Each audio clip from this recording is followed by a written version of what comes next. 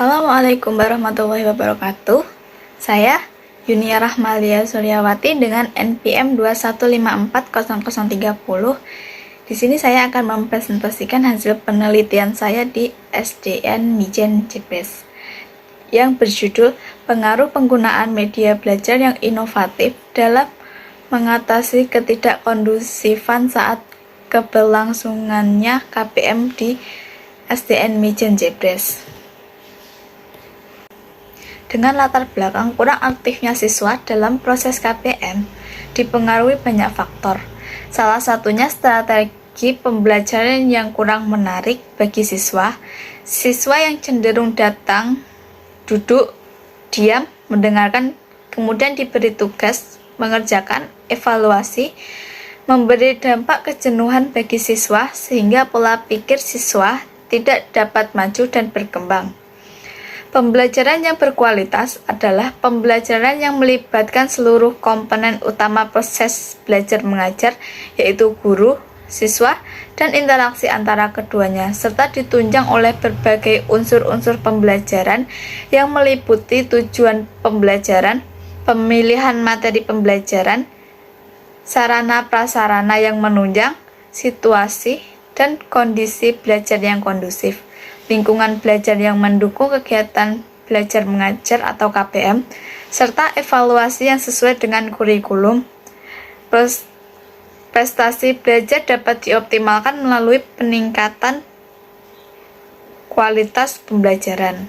Lalu, batasan masalah yang pertama adalah kurangnya fokus pada peserta didik, yang kedua suasana kelas yang membosankan, dan terakhir pembedaan peserta didik dalam memahami pelajaran. Lalu, pembatasan masalah. Dalam penelitian ini, penulis membatasi masalah serta menjadi objek penelitian. Adapun fokus penelitian adalah variasi media pembelajaran dan keterampilan yang dilakukan guru dalam pengelolaan kelas di SD Negeri Mijen Surakarta. Lalu perumusan masalah. Yang pertama, adakah faktor internal yang mempengaruhi KPM yang tidak kondusif? Yang kedua, apakah faktor eksternal yang mempengaruhi KPM yang tidak kondusif? Lalu yang terakhir, bagaimana upaya dalam mengatasi KPM yang tidak kondusif? Tujuan penelitian ini adalah untuk mengetahui faktor internal yang mempengaruhi KPM yang tidak kondusif. Lalu, untuk mengetahui faktor eksternal yang mempengaruhi KPM yang tidak kondusif, dan yang terakhir untuk mengetahui bagaimana upaya dalam mengatasi KPM yang tidak kondusif. Lalu, apakah manfaat penelitian ini? Penelitian ini diharapkan mampu memberikan pemahaman terhadap upaya yang dapat dilakukan oleh guru untuk menciptakan kelas yang kondusif. Lalu, kerangka teoritis. Kata media berasal dari kata lain, merupakan bentuk jamak dari kata medium. Secara harfiah, kata tersebut mempunyai arti perantara atau pengantar. Akan tetapi, sekarang kata tersebut digunakan baik untuk bentuk jamak maupun mufrad. Kemudian telah banyak pakar dan juga organisasi yang memberikan batasan mengenai pengertian media. Lalu, innovation atau inovasi adalah suatu ide, barang, kejadian, atau metode yang dirasakan atau diamati sebagai suatu hal yang baru bagi seseorang atau sekelompok orang, baik itu berupa discovery maupun invasi.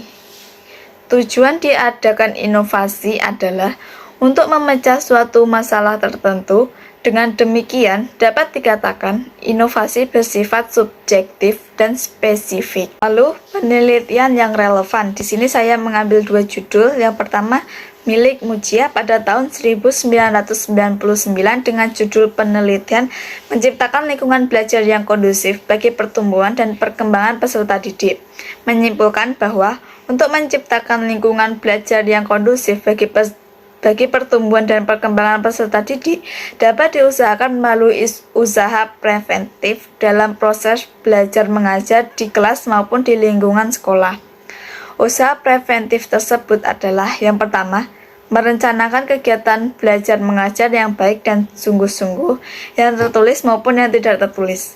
Lalu yang kedua, menata lingkungan fisik meliputi pengaturan lingkungan kelas dan pengaturan tempat duduk siswa, sehingga dapat memberikan kebebasan bergerak dan kenyamanan untuk belajar. Lalu yang terakhir, menata lingkungan non-fisik, yaitu menciptakan iklim sosio-emosional dalam kelas.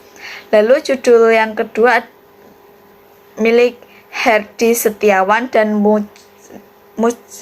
Mujirat pada tahun 2022 dengan judul penelitian menciptakan lingkungan belajar yang kondusif bagi siswa didik tingkat sekolah dasar, menyimpulkan bahwa pertama, lingkungan belajar mencakup semua aspek lokasi, baik itu sekolah, keluarga, atau komunitas tempat berlangsungnya proses belajar.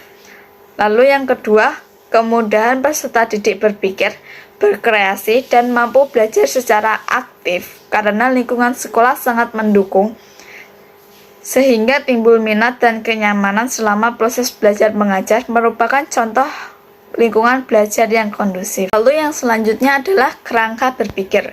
Usaha preventif yang dapat dilakukan oleh guru bisa dengan merencanakan kegiatan pembelajaran yang menyenangkan, menata lingkungan kelas agar terlihat tidak monoton, menata sosio-emosional dalam kelas.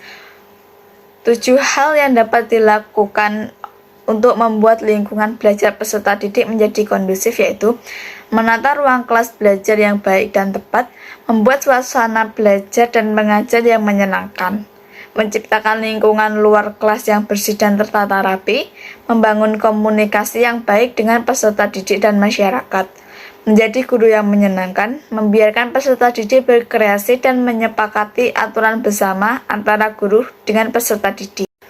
Lalu waktu dan tempat penelitian ini dilakukan.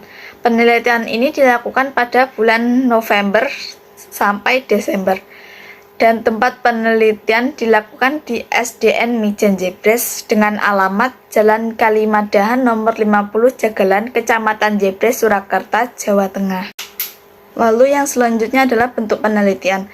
Penelitian ini menggunakan metode kualitatif dengan pendekatan deskriptif. Lalu subjek dan objek penelitian. Dalam penelitian ini menjadikan subjek penelitian adalah guru di SDN Mijen Jebres, sedangkan objeknya murid di SDN Mijen Jebres. Sumber data penelitian ini menggunakan data yang dihasilkan dari observasi wawancara secara langsung kepada guru di SDN Mijen Jebres. Lalu pengumpulan data. Dalam penelitian ini teknik pengumpulan data dengan wawancara dan observasi secara langsung. Kesahan data dalam penelitian ini menggunakan uji kesahan data karena penulis menguji kepada sumber waktu yang sama tetapi dengan teknik yang berbeda.